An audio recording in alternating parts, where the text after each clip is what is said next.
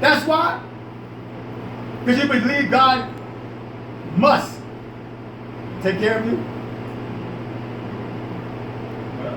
Elder Gail, do me a favor.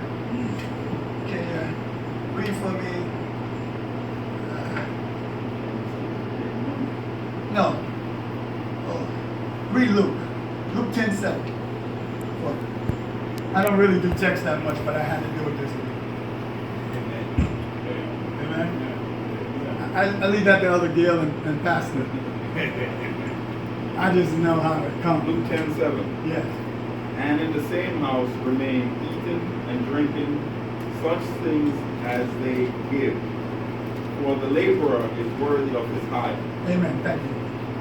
The laborer is worthy of his hire. None of you go to work, and if the people don't pay you, you are happy about it and come out going, hey, yeah, everything is cool. I gave you that day. Did you do that? Did you do that? But yet the job of a Christian is to go out and talk to people. Say, Brother Stewart, guess what? I understand and I saw what you were going through. But I want you to know that Jesus said, have you ever tried to let God direct your life? Opportunities. Because you're a laborer. And now you're worthy to get all things through Christ who strengthens you. You understand? Amen. You see, when you do, God does. That's the way it is. Read James 1:22 and 27. Because we get it twisted sometimes. We get it twisted. Be doers of the word, and not hearers only, deceiving your own selves. For if any be a hearer of the word and not a doer, he is like unto a man beholding his natural face in a glass. For he beholdeth himself and goeth his ways, and straightway forgetteth what manner of man he was. But whosoever looketh into the perfect law of liberty, and continueth therein, he being not a forgetful hearer, but a doer of the word, this man shall be blessed in his deed. A doer. So you come in, you hear a word from the pastor. The pastor tells you you are the righteousness of God. And he tells you that anything that you desire, you can get. Well, I don't hear the testimonies, and I sit in the corner. I don't hear what God has done for you. Why is that? You want to be a hearer because you say, I was there, I heard the word of it. But now, the reading that Elder Gail talked about is fantastic. But to be the doer of the word that you read is excellent. That's the key. Because you see, if you now hear what you're supposed to do and you do what you're supposed to do, then you have gained the victory. That's the key. Oh, I'm getting thirsty. Elder Gail.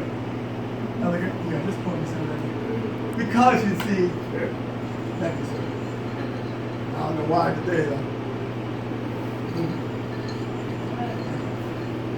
We are caught up with sometimes the things we want. And then we take time sometimes and don't trust God for it. I'm saving for a car. Well, the church come and say, we know what we have. Well, I'm saving for a car. But you're not trusting God for the car. So when you get a lemon, you can't be upset because you did it. But if you would take that same money and trust God, He would have taken you to the right dealership, got the right car. See, my father did it. He went there without any money, but he told me he wanted that car. But he was a servant of God. And he walked out with the van. It's no different than Elder Madad than you. God is similar to everyone. And now, I might be favorite child, but you should also think you are too. Amen. Amen. You understand? I tell them next to Christ, there's me. Favorite child. But in Timothy, you heard that you should not speak profane. Now, when we hear that, we say, think it's just cursing, I ain't cursing. But it's something that I myself have to work on. When people say certain things, I tend to react. really quickly. And I have to remember that if I do it that way, I am not praising God. You understand? I am not showing them by my demeanor that Christ is the head of my life. I know y'all have a problem saying amen, but let me tell you, a joyful church is the best place to preach. Amen. Praise the Lord. I know maybe we have been programmed over the years, maybe not to say amen, but hello. Please help me. Because I know certain things I said was all right. Because I realized I'm not saying that. I said, Lord, you know. See, before it come out of my mouth, I asked the Lord, I'm supposed to say that? I really do. See, because when I do it on my own, I mess it up. Instead of complimenting, I sometimes condemn. You understand? Instead of just ignoring, I engage. See, because you know, Toby was definitely an engager. Had a very quick wit. You say A, he was already with B and C. But I need to keep him dead. You understand? Why are you a Christian? It's not so you can run in here, say, you know what, I was at church today, and feel good about yourself. That's not it. It is that you were here and you bring people with you. You were here and you told people about the Word of God. It was here because you found Him in your youth. And because you found Him in your youth, you are now glorified in Him by the things you do. You know, Elder Gale, I spoke to Fritz this week. And, because I call him occasionally, but he don't want. And I got a postcard for him. And the kid name was Graham, Montego, Pierce, Jeffrey. So I asked him, Pierce Jeffrey. I asked him, did you name him Montego because that's where he was conceived? Hey, he worked for me. He said, no, it was by the Spanish heritage. Just anything you say, my brother. But you see, Fritz, Reggie, Leon, and Neil. Those are my 4 horsemen. Because those guys take care of their kids. Let me tell you. But, as I was telling the one, I don't see y'all.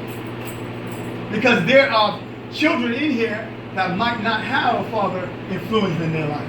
So the same way you did your child, you need to come here and be available. Chris did that when he was here. Reggie did that when he was here. Leon did that when he was here. But if you're not here, you can't do it. You're not here, you can't do it. So when you're here, you have to remember what you're about. I compliment Elder Gale because I know he takes you, he takes Jerome, and he takes Joseph with him on Sunday. I know I couldn't make it because I ain't running up and down there right now. But I was proud of him because he engaging. And I know he don't just go and just talk basketball. What else is your life about? That's what it got to be. That's why we are here. We are not here to sit in the church. That is the only thing we come here to get, you know, charge so we can go out. See, because we can be in church and be unplugged from God. Do you know that? You can be there. And you see, and how you know? Because you look at your life. And your life shows. I said, Lord, I lost too much weight. I had to pull my belt too tight and all that. That's why I keep my coat covered. Lost too much. He said, but listen, I got you here for a reason.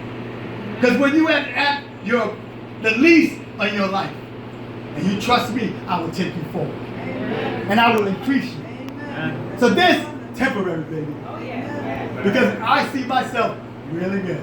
Amen. So what it is right now is a lie. For what it is already in the visible.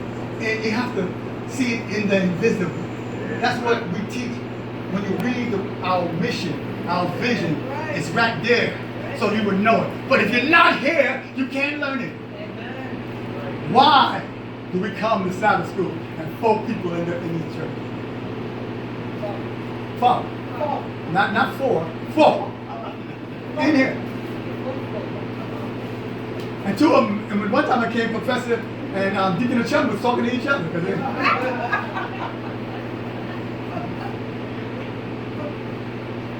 But when you go to work, you get there on time. You stay there, and you get your reward. But different than God. Sometimes you have to ask yourself a question. Am I not being rewarded from God because I'm not doing the things I need to do? Am I cheating Him? Am I giving Him half? Do I trust Him enough to give Him my all? Listen, I was 250 pounds. I'm 132 right now. I said, Lord, I just need to be 185. We're good. But you see, when I was 250, there was a lot of stuff on me that shouldn't have been there. So, Lord had to purge me. You understand? He purged me. Because when I got 132, I said, Lord, it ain't no further. No further. I mean, if I open my belt right now, pants drop straight to the floor. You know, I won't do that to you.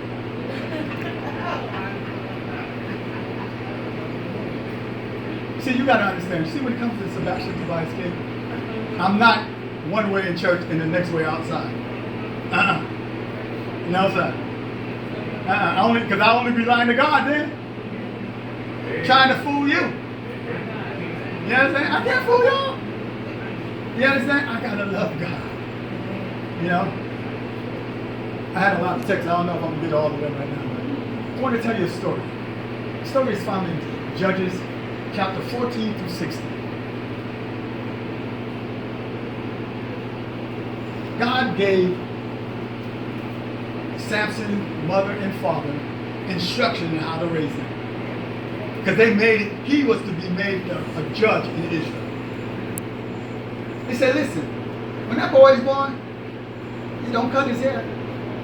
Don't drink nothing strong. Don't drink nothing from the vine. Don't do it. For he is chosen unto God. He said, well, listen, you can't even do it when you're pregnant with him. Because he is there from the womb. I think it's like 3 places I remember that the angel came to the people. Maybe 4. Came to the people and told them that they were going to have a child. Samson, well, before Samson, Abraham, Samson, John's mother, and Mary. See, when you're special to God, you get special consideration. Yeah. The angels come and talk to you. Yeah. Angels say, why you want to know my name? That's secret. No. That ain't necessary. Just give an offering. And praise. And he said that when they did that, the angel reacted wonderfully. I was like, I can imagine how he was doing. Second, Samson grew up. Strong man, bigger boy. Samson was Samson. It's time to get a wife. Time to get a wife. Let me tell you something. Samson said, look at here, look at here. Daddy, I want that girl down in Tino. No, she look good. Talk to her daddy. Why don't you take one of the women of your own place? He said, Nah, sir. Their hair hard, the skin ain't got no lotion, and they smell like sheep dung. Nah, I don't want them. He said, give me that one. You understand? He said, I don't want that. He said, give me her. He said, you want the daughter of these uncircumcised Philistines? And they said that he went, made a wedding, married a woman. See, when somebody is not yours, they will betray you. Yeah. They will betray you now. Because Samson killed a lion previously. And when he was going back home, there was honey in the carcass of the lion. Samson said, listen, I ain't telling mommy and dad, let's go and take it. So he gave the widow. He said, and the people that was there was 30, they said. And none could figure out the rule in 7 days. So one of the guys went to the wife and said, listen. You don't tell us this? We're going to burn you and your dad. Now you got to make a choice.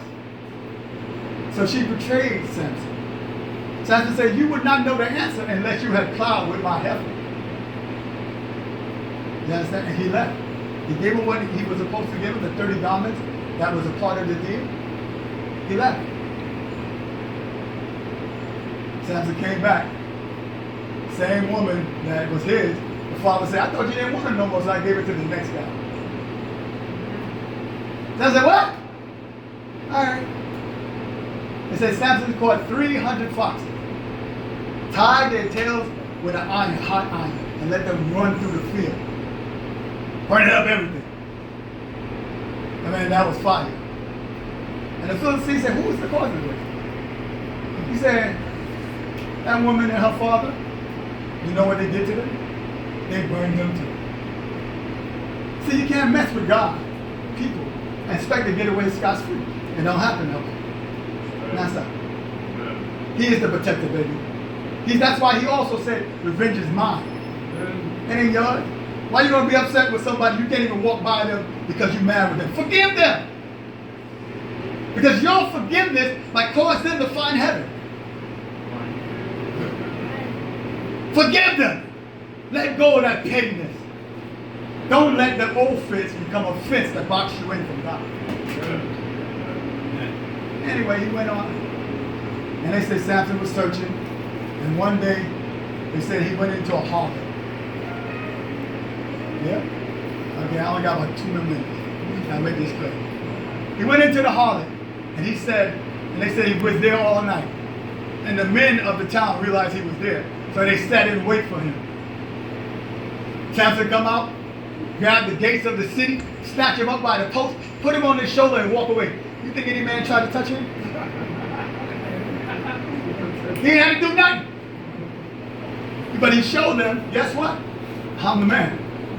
I'm God's man, baby. Snatch him up. There was also an incident that he took the jawbone of a freshly dead ass. And they said that he'd kill 1,000 men. That was a bad boy. I'm going to see the movie, by the way. That isn't that. In case y'all want to come.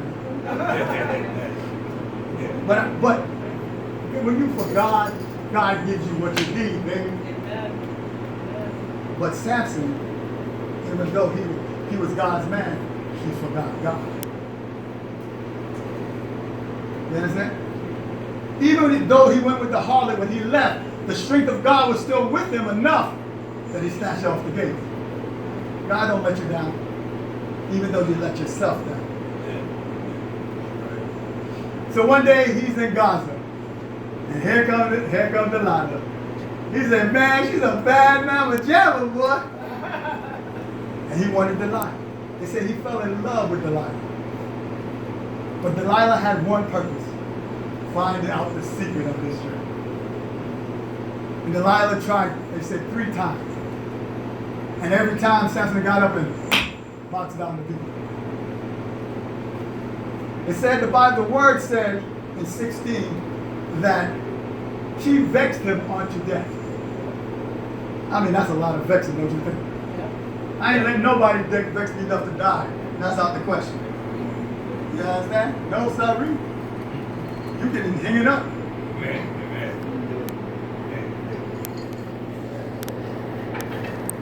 And the Bible goes on to tell us that he gave in, told her all the secret. He said, yeah, if you cut off my hair that no razor have ever touched, I will be weak as any man. So, Delilah was good. Delilah put him to sleep in her lap. And she rubbed her hands through her hair, as she probably did before. But she called in a barber this time. And the barber took it off, baby. They said, you know, Brother Anthony always talk about your locks. They had 7 locks, they said. Took them off. And when Samson jumped up to the Philistine, he got the hot box. Pow! Samson on the ground. And immediately they blind him. What they thought they took from him was really what enabled him to find God again. Because he had no distractions now. You understand? So, whereas Samson, the work of the donkey, I say donkey for y'all people, the donkey, Samson became the donkey. And they say that he marched around and grinding the stone for these people. But these knucklehead people, boy, I tell you, did not see that his hair was growing back. Man, wait a minute, I boxed him down when he was bald. How am I going to let him grow his hair back? Amen. The contract between him and God was reestablished. Because his hair was the contract. What is your contract with God? Have you defiled it? Do you let it go astray? Or have you been committed to it? Why are you a Christian? The day came and all these kings and the lords of Philistine. And I found it funny that Gaza still exists. Yeah. And according to, what about it? You know what I'm talking about. Yeah, you do, yeah. Five Cortez, Gaza's still in Jamaica. You know what I'm saying? So the Gaza is still there. And they all came, talking all the junk. Saying, yeah, we smacked down that boy. Said, man, he used to bother us. Now just sling him away. Call him out. We're going to make sport of him. And they said they did make sport of Samson. They said, but a lad led Samson to the two pillars in the house. And the words say that Samson took his right hand on one and his left hand on the other. And they said that he killed more in his death than he did when he was alive.